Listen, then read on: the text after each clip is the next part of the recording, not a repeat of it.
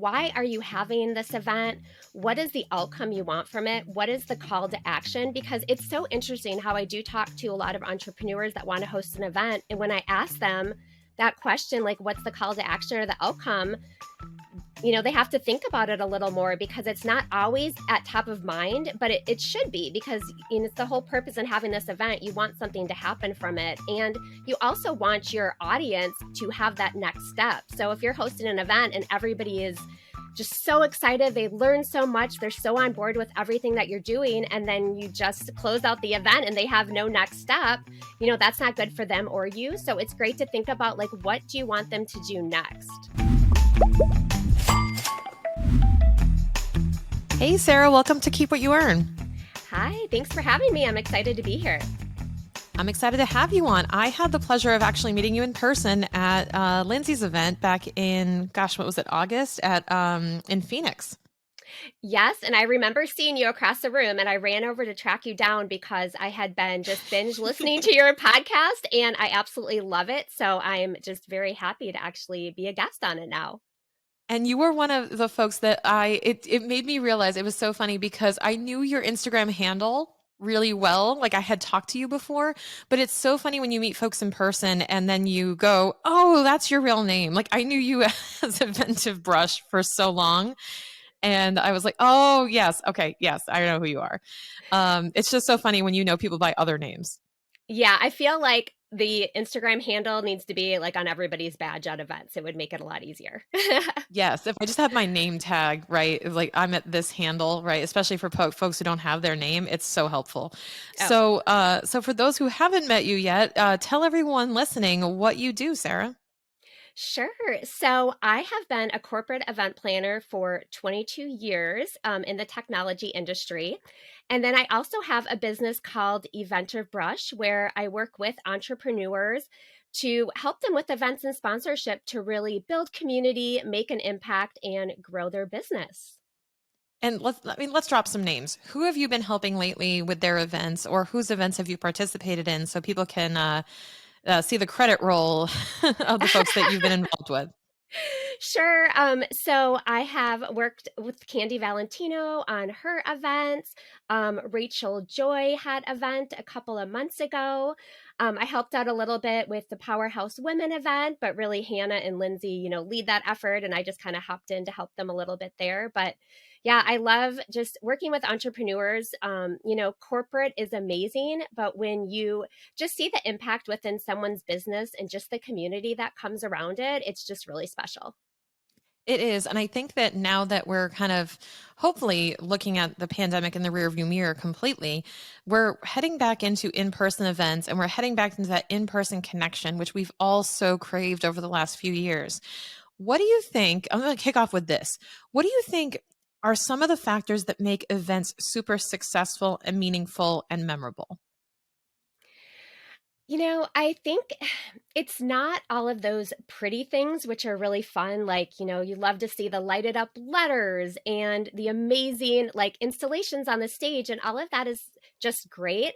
But I think it's really that connection that people make, and just really the events being such a community builder, and people just having that energy and excitement within the room and learning together and really just having that experience that they will always remember.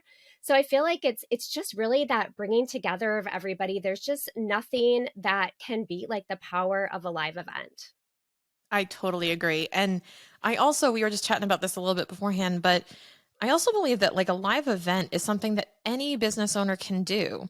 And I think that there's this misconception that you have to be a personal brand or have some type of thought leadership type of business or coaching or something service based to be able to host a really successful event. I think, if you get really creative with how you do it, anybody can do it. I mean, what have you seen in terms of success stories from your corporate days or from your business? How have people been running these types of events? Yeah, and I think what we could talk about too is just the different kinds of events that really any business could Definitely. do. So, I mean, you could start with just a simple workshop. I mean, this doesn't have to be a big budget buster. You can really just come together and bring your audience together just to teach on a topic that you're an expert at. Or maybe you do a panel and bring in multiple people within your community that can talk on that topic. But doing something small like that is very simple to do. Let's say you want to do a retreat. So now a retreat could be just really bringing like a small group together, whether that is like within the area that you live, or maybe it's a different destination. But it could be anything like team building. Let's say you have employees that you want to have a retreat for. You could do that. It could be for part of your mastermind. So there's just so many different ways that you could use like a retreat within your business, just depending on kind of what your focus is. Also, like doing for any product or service launch, really having an event to make that a marketing moment. I mean, and that could just be like an evening reception that you do. Let's say that you are a perfume company and you are launching new fragrances. Maybe you do some type of special dinner where there's an installation area where people can smell the new fragrances and they can take home samples. So, I mean, you can really you don't have to look at those huge events that you see with really big budgets and think that's the only direction to go. There's so many other ways that you can, like, create an event, even if it's on a smaller scale. Yeah, I think it's really about honing in on what the goal is for the event and who you want to gather together and what would they actually enjoy, what would make them say yes. You have to it's kind of like I mean even when we were planning our wedding, Jason and I Mhm. went, how can we make this a party to remember? How can we make this memorable and a big experience for our guests?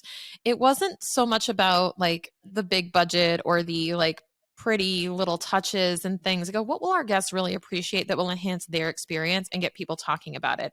And I mean, we're both marketers at heart, so that's always where we go. But, I feel like there should be focus more on that of how creating an experience as opposed to creating an aesthetic. Yeah, and I think too it's just thinking like really putting that strategy together. Why are you having this event? What is the outcome you want from it? What is the call to action? Because it's so interesting how I do talk to a lot of entrepreneurs that want to host an event, and when I ask them that question, like what's the call to action or the outcome, they have to think about it a little more because it's not always at top of mind, but it should be because it's the whole purpose in having this event. You want something to happen from it. And you also want your audience to have that next step. So if you're hosting an event and everybody is just so excited, they learn so much, they're so on board with everything that you're doing, and then you just close out the event and they have no next step, that's not good for them or you. So it's great to think about like, what do you want them to do next? Yeah, that's such a missed opportunity. And they're Hmm. all energized, ready to take action. And if they don't have something to do, then that energy gets lost. And I think that's a huge, huge takeaway.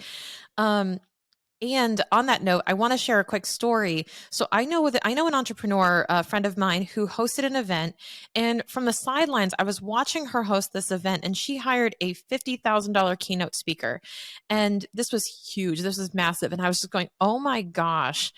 You know, you must make so much money on this event to be able to afford that. And she looked at me and she was like, girl, I'm in the red like more than $50,000. I did not make any money on this event. This was a massive expense.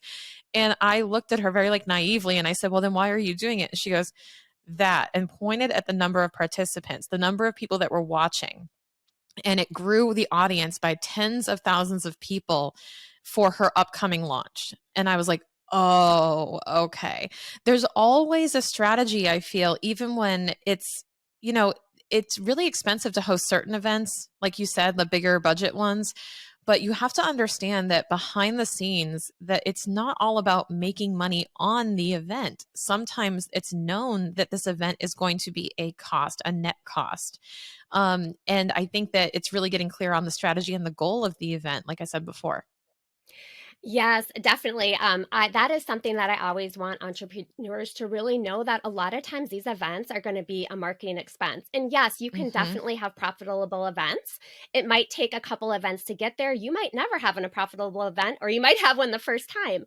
But definitely, look at it as an expense in, the goal that you want to hit with your event. What is that strategy? Is it, building the community? Is it brand awareness? What is the reason that you're really hosting this event? And, there's ways that you can, grow your revenue. If you want me to go into that, I can kind of share some tips on, how you can, go towards that goal of having a profitable event.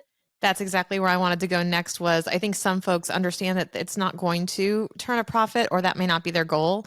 But for some, they really do want to use it as a moneymaker. So what are some of your tips, Sarah, on how people can turn it into a profitable event? Sure. So I want to start with ticket sales. Now, those ticket sales are usually really covering the expense of having that person in the room.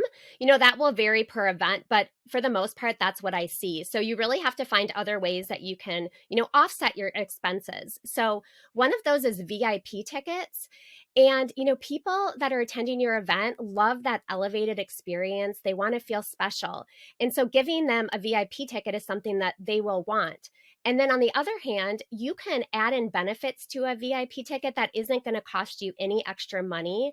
So let's say you give them special reserve seating, or they have a meet and greet with the speakers. Maybe you do a special Q&A with the speakers after the event. There's so many benefits that you can add that don't cost you any money, but you can justify the elevated experience with a higher ticket price. So definitely doing VIP tickets. Other things is sponsorship, of course. Actually, sponsorship is my favorite thing with events. I love doing it. So looking at where you can bring in sponsors, whether that is, having vendor booths, or maybe they're speaking at the event, including things in your bags to really elevate your swag bag. So thinking about sponsorship. And then I think the really big one is kind of how we talked about the call to action is, what do you want them to do afterwards? So many times where a lot of entrepreneurs that are hosting events make the money is on their service or their, product that they're selling at the event or after the event. So if you're, promoting a program that you have open and people are joining, when you close out the event, you're basically selling from the stage.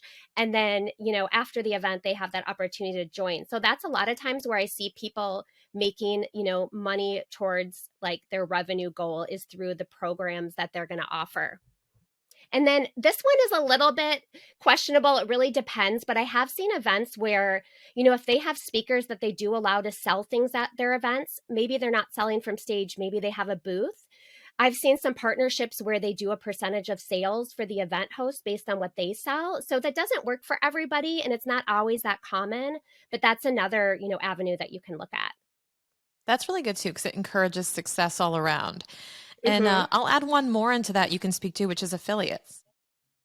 Oh, yes, definitely. So you can definitely set up affiliates as well for ticket sales. And that's really great. Like, with your, like, let's say with your sponsors, like whatever they're selling at their booths and you have an affiliate with them set up, or with the speakers, like you mentioned. So yeah, that's actually a really great one as well.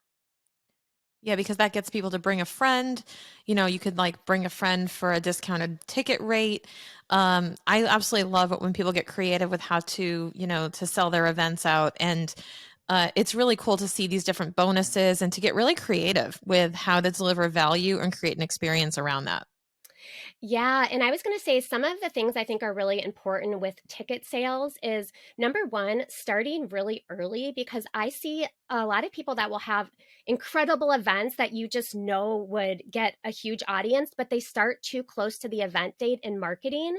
And then it's a lot Mm. harder to get people there because obviously there's so much planning people need to do. It's, everyone's busy. So making sure that you start far in advance to promote your event. And I'm of the mindset, and maybe not everybody would agree, that there's not too much time. Like I love like a very long period up until the event because I think, like you mentioned, you can do really creative things to keep the excitement alive, for your event while you're selling tickets. You just, the more time people have to plan, I think that is great. Another thing is just making sure that you have some timelines around your different ticket prices. So, doing an early bird ticket, I mean, you really need to drive that urgency and help them make that decision to register early. And for you as an event host, knowing that you have a lot of people signed up early feels so good. So having an early bird that expires at a lower ticket price, and then maybe you have a couple other price points where the ticket jumps up, but just giving them deadlines. And you can even throw in, like you mentioned, different bonuses. So, if you sign up by this certain date, you get this upgraded bag or something like that. But just making sure that you have different information and bonuses and deadlines around all of your ticket prices so people do, register early and not wait till the last minute. I totally agree with that. I think the hyping up is underappreciated, and a key part of an event success is really all of the ramping up until the event itself, and really making sure that you're keeping that momentum and that excitement for the event all the way from your early bird deadline until the final days of ticket sales. Yeah, and I mean, you can do fun things like just do Instagram, lives with your speakers. Maybe you have like a container, like a Facebook community where you bring your speakers in there. It's just great to just keep that excitement alive, keep people excited, but give them, enough time that they can plan and get ready to attend your event. Totally. Another thing that I think back to Lindsay's event, because I think her event is executed so flawlessly. And if you're not following Lindsay and Powerhouse Women, Lindsay Schwartz is pretty much a master of this at this point. And her event was so cool because not only did she bring her speakers on her podcast and introduce them to us, she also had a pajamas and prosecco night before the main event. She also had the opportunity to apply to speak at the event. So she actually brought people on stage to share their stories as well. So it really felt like an involved community of women in that room who were rooting for each other, and she created this great environment. And I think that was such a great way to balance all of those different elements that you just mentioned, right? She had all those things in place. Yes, I love that so much. And it's just building all of that excitement with your community before the event. And another example is Candy Valentino just hosted an event and she Yes. did a pitch party, which was really fun. Yes. So people that were attending got to submit like their pitch for their business and they had an reward of like $10,000. So basically during the event, they had, they picked a couple people, they got to come up on stage. They had no information on exactly what was going to happen. So it was really on the fly. And then they basically Wow. had a couple minutes to pitch their business. The investors that were on stage asked them questions. And then, they picked a winner who won that $10,000. So I think, doing things like that is just so much fun and just gets the audience really engaged. Yeah, it's keeping it involved. You feel engaged, you Hmm. feel involved, you feel like you're part of, quote unquote, part of the show. And I think that's such a big, impactful piece.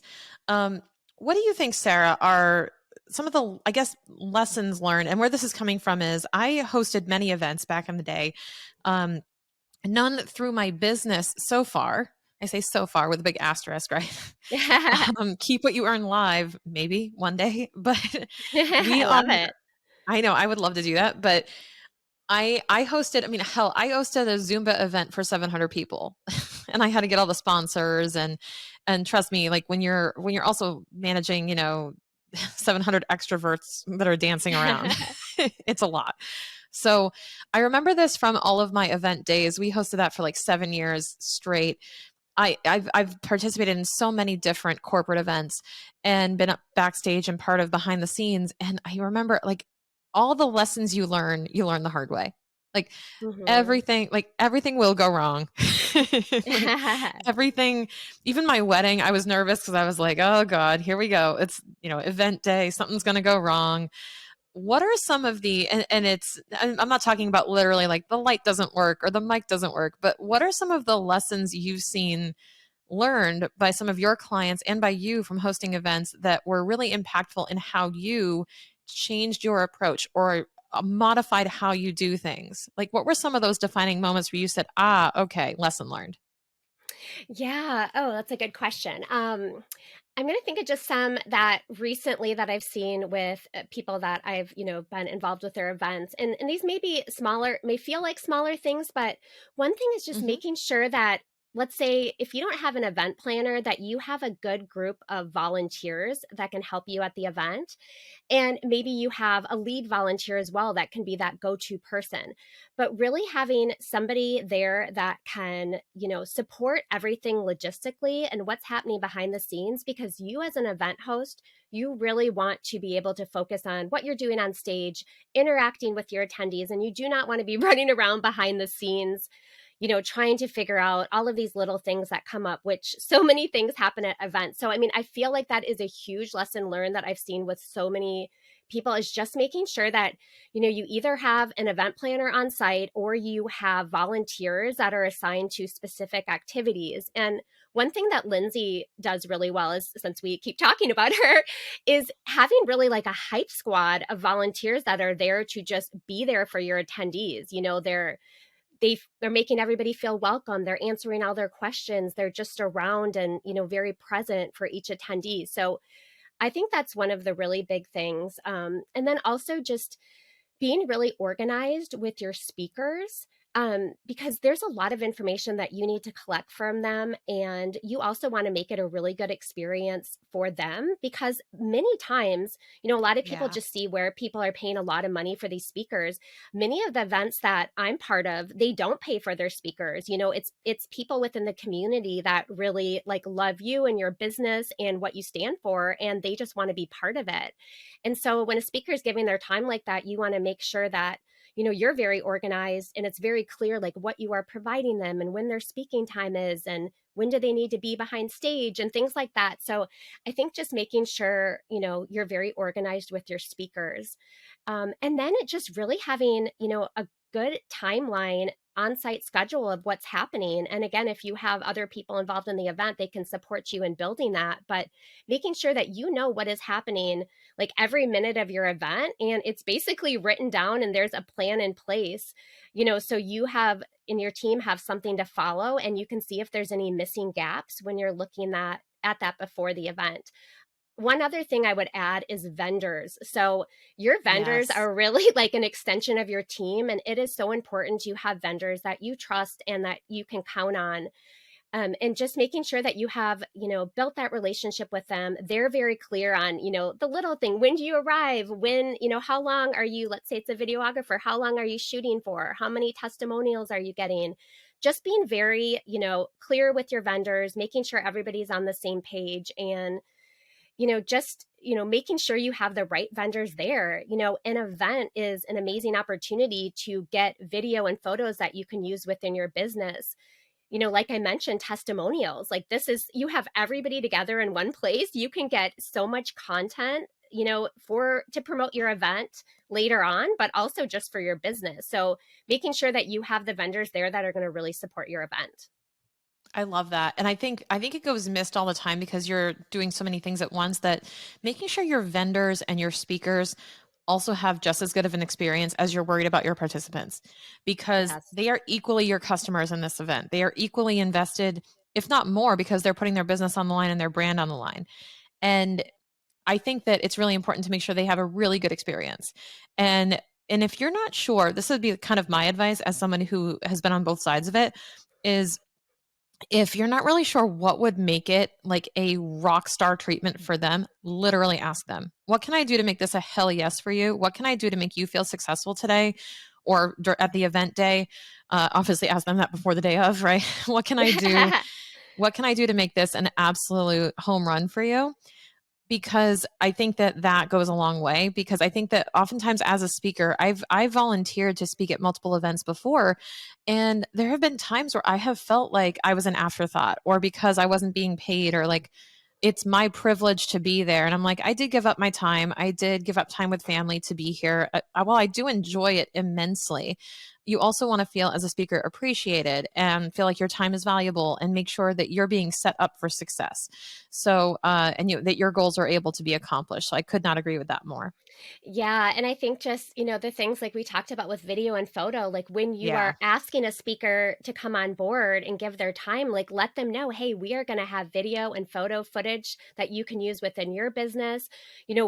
How can we support your business, Yep. through like how we're promoting the event and, maybe how you're listed in the schedule that's printed, things like that. So yeah, just really having that partnership. And that also made me think about, when you mentioned asking the speakers, like, what would make this a hell yes for them? Well, also for your attendees, like, I love the idea of when they register, you actually ask them, like, what is the one thing you want to get out of this event, or what would make this event a success, sorry, for you. So you really know, like, going in, like, what are your attendees' expectations? And sometimes if you don't do that on registration, you can always do a survey before the event where you're kind of asking them some of these questions. It's great to do everything in registration because sometimes it's harder to get people to do things when you follow up, but really understanding each of your attendees, if you can do that, and like trying to deliver on that, because only good things can come from knowing more of those questions that they have, and what they want to get out of the event. I totally agree. And I mean, like, humble yourself. I'm new to this. What can I do to make this really successful for you? Because I think that just goes a long way. And I'm going to add one more. This is going to sound super funny, but I'm going to add one more, like, uber tactical tip is make sure everyone eats. Yes. I've gone So, through so many events and, like, been riding off of adrenaline. I think on my wedding day I had a scoop of ice cream and a beer. I oh but my like gosh. I could easily be so distracted mentally with what's going on with an event that like in any way, shape, or form that I'm involved, because I used to be a stage manager in drama club, so I totally like dipped back into like my stressful headset zone. And I'm telling you, you will forget to eat. Oh my gosh, I know. So I would say from a couple different perspectives, like with attendees, having like being very clear. So if you're not going to offer food, which some events don't, Right. then make that really clear so people can plan accordingly, because it doesn't feel good to show up and thinking you're getting served lunch and you're not. Um, Yeah. Also, like if your budget can afford it, having coffee service as much as possible is always something that people really, really love. And sometimes it's too much money for your budget, but just consider that, because those little things are a big deal. And then also, as you Yeah. mentioned, like as the event host, like, and as speakers, a lot of times there's a green room and where you can have your food served there, so you are being able to kind of refuel and eat and make sure you're taking care of your speakers. So having like a special room for yourself and your speakers where you can kind of get away and just sit down, have a drink, have your food, and just, make sure that you have that energy to go back on stage. I totally agree. This was a big, big game changer for us when we were hosting our events, was a place to escape to that was quiet, where we could have conversations, where we could just kind of duck away. And also a big thing was food, because we said we were all running out of energy. We were all up since like 4 or 5 in the morning, and it was like 2 or 3 in the afternoon, and we are all starving. And it goes a long way to make sure you're refueling and taking care of yourself day of an event, because you're going to be so excited. You won't be able to sleep. You're going to be also kind of stressed out, and your brain will be going a mile a minute with anything that could go wrong, or what's going on, or what am I saying next, or who's up next. And it's a lot of calories you're burning. Yeah, and one other thing I would suggest around that is having one of the volunteer roles be like, this kind of a funny word for it, but like your handler for the event host. So if you're Yeah. hosting an event, have somebody, this can be like a really good friend that you just trust and love to have their energy around you, but have someone that's kind of with you and checking on you and coming with you places. So I mean, attendees are going to want to stop and probably take pictures with you, ask questions, which we all love. But if you're needing that time to get prepared to be on stage, like having someone that's just around you that can kind of help get you things if you need it, and then also like kind of bring you where you need to go if you get kind of stuck in some conversations. So this is so funny, because my best friend did this to me at my wedding reception, like my or my rehearsal dinner. Her responsibility was to make sure that I didn't spend more than 10 minutes talking to anybody, and it was brilliant. Oh, it is so needed. She would come over to me and go, "We need to go." And I was like, I didn't even know what she was doing. And then I was like, oh my God, you're handling me for the night. So I say hi to everyone. She goes, yep. I want to make sure that nobody goes unspoken to, because they all came here to talk to you guys. So like that goes such a long way, because it's so easy to just be in the moment as an event host, or as somebody who is trying to be lead actress and director at the same time. So it really does go a long way. Shifting gears for a second, Sarah, to when you're talking about we're always talking about hosting an event, right? Being the event host role, what do you wish more entrepreneurs knew about events before they decided to start hosting them? So interesting. So I think it's a lot of the things that we touched on. I think it's around, really understanding like the purpose of why you want to host this event. What is the call to Hmm. action after? Like we talked about, like just making sure that there is a purpose for you hosting this event. Also, like we mentioned around the profitability, like going Yep. in, knowing that this might be a break even, it may be a marketing expense, and feeling like that's worth it to you. Um, I think, using just, what you do at the event to just propel your business forward in terms of like videos and photos and those type of things. And one other thing I wanted to say, and this is a little bit off topic, but just really understanding that your event does not end when the event ends. It can keep going. Yes. So I think a lot of people just, the event's over and then you kind of move on, but you have tons of photos and videos and testimonials that you can use going forward. You can leverage, the speaker quotes, for Instagram posts. You can use speakers on your podcast, that audio. You can continue to keep that conversation going because as long as people are talking about the event, it's, obviously still in people's mind. And that also helps you drive into the next event that you might be doing. So, surveying the attendees after as well. Maybe if you have a smaller event or you have a group of VIPs that you can actually call personally and ask them about their experience and get their feedback. And just keeping all of that going so you just feel like there's momentum after the event as well. Oh my God, that is such a good tip because I think that it feels so natural to be done with the event, put your feet up and go, oh, it's over. But in reality, it's like, okay, now we ride the momentum. Now we have to keep that momentum. We have to then, what is the next action? What is our next goal? And what are our expectations from that event? Did we meet our goals? Did we achieve the results? And I would add into that a post mortem, we used to call Hmm. it, which I know sounds morbid, but like a post mortem was crucial while everything was still fresh. And I think you know what I'm talking about, but could you unpack that and maybe if you've done them before or what you Oh, think for works sure. well?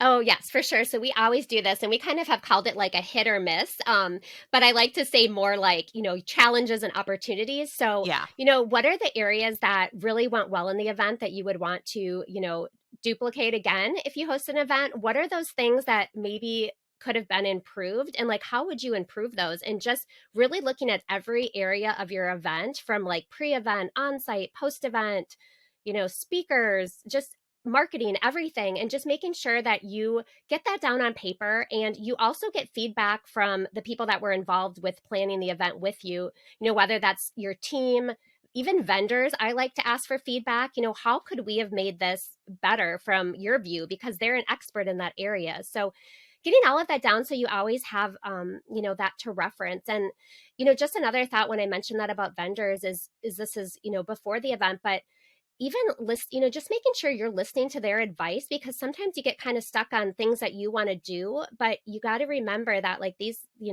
vendors are in an expert in what they're doing and you're hiring them for that service. So just to make sure that you're listening to what their advice would be, because a lot of times that can make a huge difference in like, what you execute at the event. And then Yeah. one other thing I wanted to add, just in terms of what would be great for people to know is around sponsorship.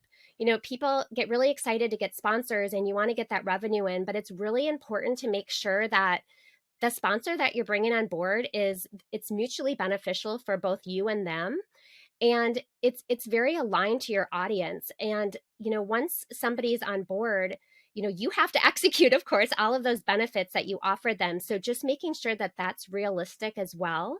And Hmm. I've seen this a lot with sponsorship where you just want to get money to put towards your event, and then you might get sponsors on board that might really not make sense for your audience, and then it doesn't end up being a good experience for the sponsor or for you. And you want to keep those partnerships going, so just making sure that you're very strategic and thoughtful around who you partner with on your event, and just kind of keep that in mind too when you're going into the event planning. Oh my God, I totally agree with that too. I've been a sponsor of events too that where it was kind of like, oh, so you just took my money and Yeah. this doesn't feel, and like, you're not even pointing people to my table. You're not telling people to come visit. Um, here's one thing I will give to as like a really tactical tip is if it's a live event and you have a vendor or sponsor exposition, right? Like where you have the Hmm. tables or anything, you want to make sure strategically that everybody has to walk through that area at some point. You don't want it hidden off to the side. You don't want to make it a difficult effort for people to see the vendors because that's a huge benefit. That's like the first thing I look for when I sign on for an event is like, how much space do I have if I'm physically there? And then what is the traffic? Like, are people actually ushered through here and encouraged to attend? Or is it kind of haphazard where, you give us a table, but nobody ever comes? Oh my gosh, you're so talking my love language because I am a huge advocate for sponsors. So at my corporate job, like our events will be a couple thousand people and we'll have, 200 sponsors. And I'm always, that is like what I do is just figure out how to advocate for what they need. And that's a huge thing is just making sure, that people are able to see where the vendors are, walk through that area, set up the bars by, let's say, your bigger sponsors, make sure that meals and seating are Mm, in those areas. I personally love to have sponsors in the room, but a lot of times, event hosts prefer to have them outside of the room. So if you don't have your vendors inside the room where kind of all the action is taking place, then yes, like you mentioned, just make sure that they're going by those vendors when they're going to other things that may be happening, like meals and, breaks and things like that. And, and reminding people like from stage, like, hey, we have these vendors to visit, and it might be within their sponsor benefits. Like you only, call out specific sponsors that are higher level, but just making sure that you really integrate them into the event as much as possible because, you don't want them to give you your money and then feel like they're on the outside. They're not going to come back again, and you really want to keep that partnership for future events. So just being really, just thoughtful of your sponsors and treating them as well, like, the speakers and the other and the other vendors and things like that, like, send them a thank you for joining after the event, survey them, ask them about their experience, what can you do different next time. So really making sponsors feel important. oh, 100%. So if you're listening to this and you're like, oh my God, I have so many ideas. I cannot wait to host an event. But Sarah just gave me like all the different chapters of the playbook. And we're ready to start jotting down ideas, notes. Oh my God, I'm so inspired because I'm kind of feeling that way right now. And what's coming through my mind is there anything, Sarah, that is out there, and this might be something you offer, that just kind of helps put in order in sections, like breaking down sort of a playbook to hosting an event, or at least some type of resource on where to get started if this feels super overwhelming and it's on your heart to do this, but you just know that you don't know all the details? Yeah, so I'm glad you asked. So I actually have a free resource that we are going to drop in the show notes that is basically a timeline of what you need to do when, and it's also higher level from a strategy perspective, but also just those details that you might, forget along the way and just kind of figure out when you need to do those. So, we'll have that as a free resource. You can download that and hopefully that will be helpful for you as you're planning the event. And then again, I love chatting with people on Instagram DM or wherever you can find me. So feel free to always like reach out with questions, and I love that. Yeah, and this is such a needed resource because I am a checklist person, and I'm like, just give me the list I can check. I'm Enneagram 3. Like, give me the list. I will check them off. I just need someone to tell me what to go do because I don't think of all the little details. Like, I forgot to eat when I hosted my event. I forgot to have all these other elements, and you think you've thought of everything, and then you get there and go, oh, I wish I had done X. So don't miss out on this free resource. We're going to make sure it's in the show notes. Sarah, thank you so much for sharing all of your knowledge and your experience with these types of events with our listeners today. I know it's super valuable for them. Thank you so much. I just love being here and I appreciate everybody's time. All right. Well, we'll see you again soon, I hope. And make sure you download that free resource in the show notes. Thanks, Sarah. Thank you.